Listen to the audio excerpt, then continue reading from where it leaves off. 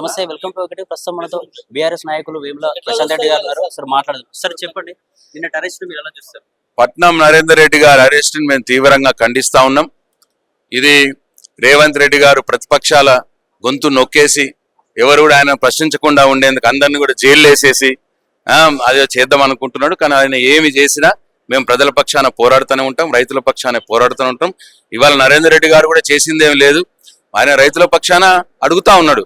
CM Revanth Reddy ఆయన అల్లుడు కోసం, ఎవరి కోసం కాదు, ఆయన అల్లుడి ఫార్మా కంపెనీ కోసం రైతుల భూములు లాక్కుంటే అక్కడ ఉన్న మాజీ శాసనసభ్యుడిగా నరేందర్ రెడ్డి గారు రైతుల పక్షాన మాట్లాడిండు.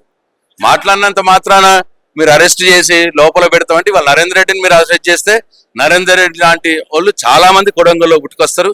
బీఆర్ఎస్ పార్టీ కూడా చాలా మంది మేము ఉన్నాం, మేమందరం కూడా మాట్లాడతాం. మా నోరుని నువ్వు ఏదో నిర్బంధం చేసి నొక్కేసే ప్రయత్నం చేస్తే అది కుదరదు.